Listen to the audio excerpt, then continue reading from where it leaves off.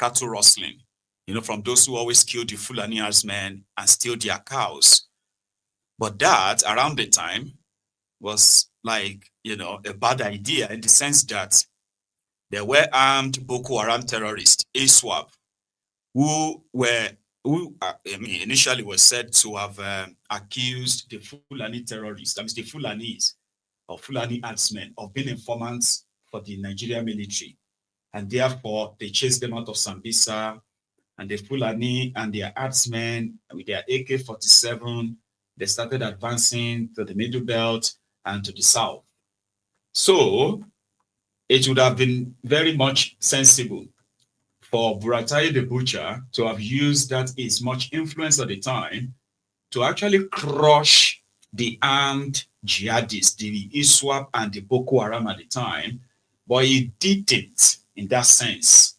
Okay, but he did try to provide a special security, military protection for the Fulani herdsmen. I don't know if they still have that in place now, but here, that was him also mentioned. Former chief of army staff, two chief of army staffs have been mentioned now, right? But let us continue. And according to him, Ali Kelfi, on demand on your screen, by the way, so he said, 2 other suspects were linked to former Attorney General of the Federation, Abubakar Malami, while 1 suspect was linked to former Central Bank Governor, Godwin Emefiele. So for General Farouk Yahya, he was linked to 1 suspect this time. Now, he said, I am not accusing Buratai, Malami, or Emefiele of terrorism financing, to be clarified, right? He said, but I was informed by the former NFIU director that investigation linked them to some of the suspects. I don't know if they were later cleared, but up to the time that I was arrested, detained, compulsorily retired, and taken off the OSW, they were linked to some of the suspects, of quote. He also revealed that Buratai reportedly asked the then NFIU boss to prevail, in quotes now, to prevail on me to release 2 suspects. Ali Kefi said that he refused and instead informed Buratai directly without naming Buratai. So according to Kefi, even Buhari reacted angrily, telling him, in quotes, Buhari, you report to me and to me alone at the early stage, according to this Kefi. But all of that also changed in a matter of, when his arrest was arranged and all that. But Buhari changed his mind. So, and according to him, he said, or he also, clarified that none of the powerful individuals were directly found to be involved in terrorism. But like he said, those who were found to be funding terrorism have links, maybe business link, maybe contract, because most of them are already changes. People who are changing money at the time, using that as a cover to run the financing, all this ransom collection and the rest of that. That is now like a thing in Nigeria. They were never like this. Do you understand? But according to him, he said, note that a lot of the suspects were engaged in legitimate business, which was Bureau de Change, which, however, we suspected were cover for their other nefarious activity, which was terrorism financing. Now, when you are in government and you want to do any legitimate business with anyone, there's something called a security clearance, I believe. And I actually believe every country probably have that in place. That is, if a government will transact with you, they will do background check on you, they will clear you, ensure that you are who you said you are, because it is government, except where corruption comes in, where they can give you accelerated clearance and ignore all the security reports about you and on. So this is where the collusion comes in. Do you get that now? However, since these guys are also thieves, using the Bureau de Change to do all of their own money transfers, any money looted in Nigeria, they will convert it to naira, to dollars. It will go through these Bureau de Changes, and it will leave Nigeria to some very much offshore accounts. So in all of this, right, it is still corruption backing corruption. You rub my back, I rub your back kind of a thinking, right?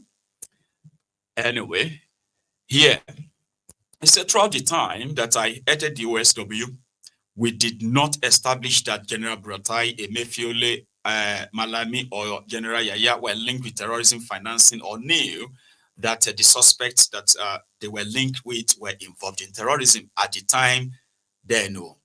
However, he said there was one of their findings where they found a $600 million offshore account, right? And they attempted to give him $50 million from that. Here, he said one of the international suspects, Abubakar Hima, was found to own an offshore account containing about $600 million, which the OSW traced through the NFIU. Tracing the money, follow the money, follow the money. That's how you get to trace every form of crime. Just follow the money. The bankers and all of them who are involved in helping them cover it up under different names are moving this money, money laundering, and the rest of that. Money don't disappear. Here you get. As long as it is not just in cash deal, even cash deal, you will still trace the money, follow the money. But because nobody is really looking for the money, nobody is following it intentionally. That is where the sabotage comes in. That is what has managed to fuel terrorism for so long. Those who should have been taken off the system, including, according to this guy, they also had people that they wanted to take out, including some key leaders of Boko Haram ISWAP. Today they have more than, I don't know how many leaders of terrorists they have in Nigeria right now, or in northern Nigeria alone. So the number has now grown. The list has grown bigger now. But he said they had these 28 of them they plan to take out and others to arrest. Here you get. But that was never to happen or to be completed, because Buhari later changed his mind, agreed with Malamu and the rest of them, and the investigation to further probe these terrorists, financiers, what have you, right? Terror-Finaciers, right? It was never concluded. And those people have gone to even orchestrate the death of tens of thousands, and I mean, even more Nigerians, millions more, displaced in the last 8 years alone. Here you get, since this was probably like altered. Now, if Tinubu and his gang are indeed, they want to be honest and genuine, right? This list flying around, let's call them suspects, meaning the government will then have to use all the information they have with them on these individuals and send a message. Arrest as much as if you arrest over, let's say, 200 people, and eventually you realize that out of the 200 people, 100 of them are really, they have direct connection with terrorism. Then on the scale of their participation or involvement, then charge and sue all of them. You see, you don't even have to arrest 500 immediately, but with a special court and some special judges lined up, right, with some special laws for this particular purpose, you can send a message.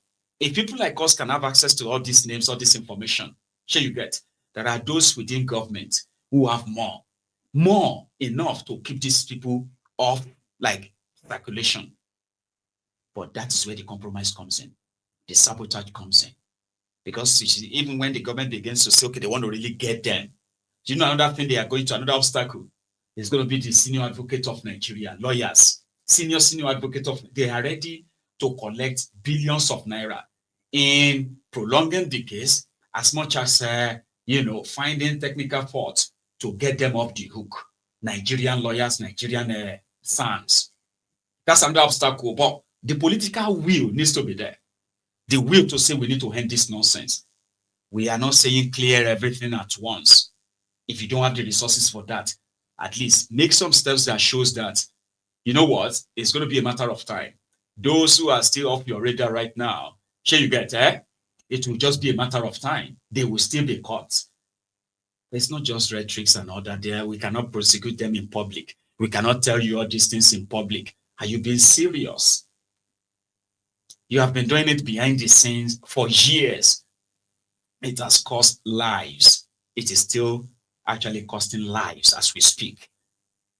So to those of you who think that we just come here and criticize and all of that, no.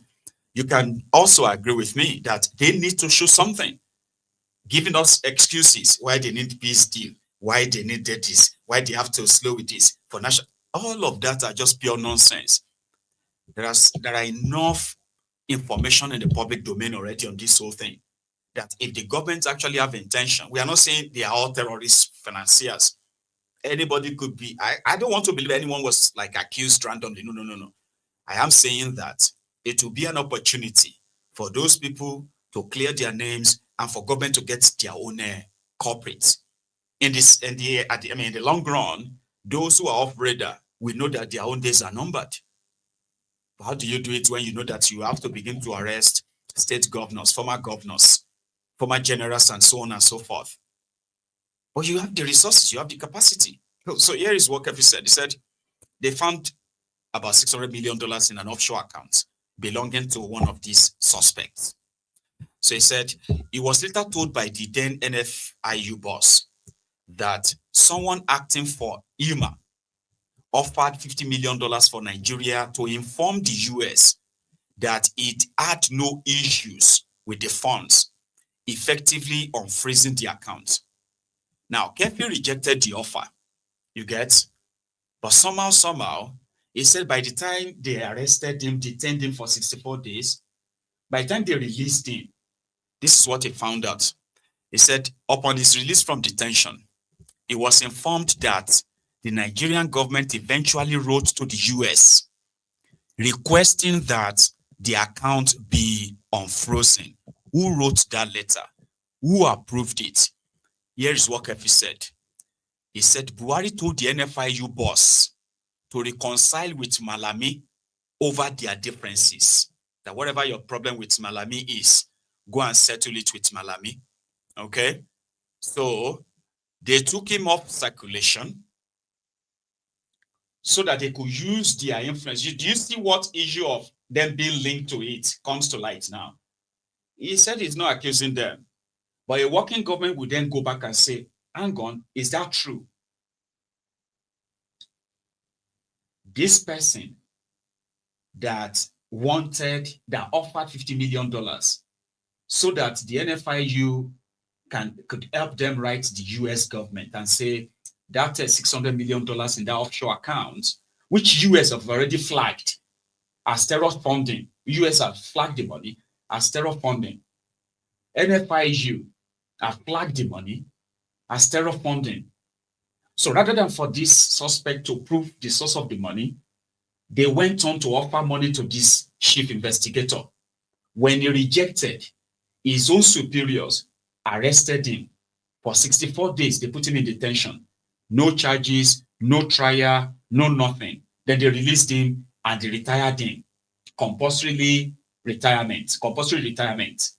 So when he came out, he realized that on behalf of Nigeria government, somebody wrote the US government that money has no issue. Nigeria has no problem with the money anymore. By the time he came out of detention, they have released the entire money to the suspect. The suspect did not only just get the money, he was released from detention. And that was the end of the story. That was the last he heard.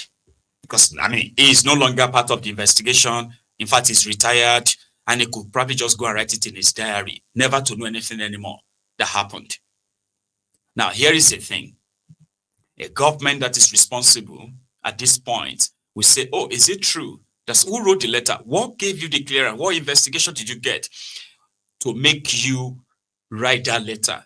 And when you begin to trace this, you probably will find that the 50 million naira this guy rejected, somebody else collected maybe 2/3 of the money and said, I'll write a letter for you. And who was that law officer that could write a letter from Nigeria other than the Malami that Buhari said he should go and make peace with? I am telling you all of this right now as you are watching this video, right? To let you understand that the terrorism going on in Nigeria is politically sponsored. For those who are using the religious as the background, those said jihadist, ISWAP, and Boko Haram. Here is a thing, by the way, you need to know. Recently, the Boko Haram, the ISWAP, they have been killing themselves. Not recently, they've been killing themselves for years. It was the ISWAP that killed Alhaji Shekau. Remember Alhaji Shekau? Now, their own disagreement is this because it was Boko Haram at first. So Boko Haram said Western education is haram. If you are not a Muslim, you are an infidel. For you to have the right to live, you will pay Akira, Akia. That means you pay tax, protection tax to this caliphate, this terrorist. But they won't kill you like that. That's the idea of Boko Haram. Boko Haram now also believe that every Muslim, everyone that is a Muslim, whether for this sect or that sect, they are brothers. Everybody is one. It doesn't matter. But when they broke up into two, ISWAP camp are saying no. It is only those who believe in their own doctrine of Islam that even if you are a Muslim and you are of a different sect, different from theirs, you are not a Muslim. This disagreement is the reason why they have been killing themselves to take control of Lake Chad, which they have made their territory for so long, and part of Sambisa. Just so you know that part, okay? So now, the protection they have managed to get was that behind the scene, there were others who were pulling strings, who are, when the military needed to go and raid them, there are those who are going to make sure that they never actually raid them. There are others that will give them information, that will give, push them in, lay ambush and kill some of these soldiers. Behind the scene, there are others who are also ensuring the supplies of weapons and the coordinates and all of that stuff to these same terrorists behind the scene. So the physical part you are saying, including the latest one from the past 6 years, the Fulani terrorists and their own show and all that, right? So it simply means around that time, the NFIU investigation that's shown about this whole thing, they were tracing Boko Haram, not even Fulani terrorism.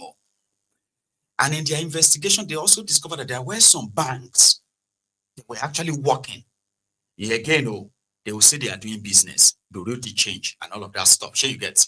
But behind the scene, they are allowing, they are greenlighting terror money that they all know this money going to this part is for terrorism. This one being converted into cryptocurrencies is for this and that.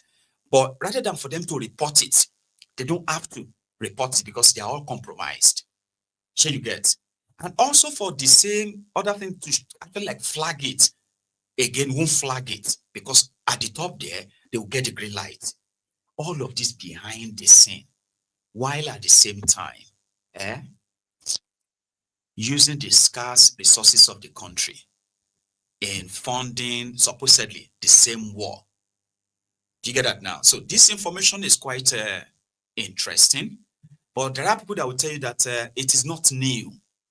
Of course, it may not be new, but well, this expose in itself, right, is new. So Ali Kefi, he said the efforts to derail the investigation, like these other details, okay, said the OSW had gathered extensive evidence for terrorism financing charges against 48 suspects in custody. They already have them in custody.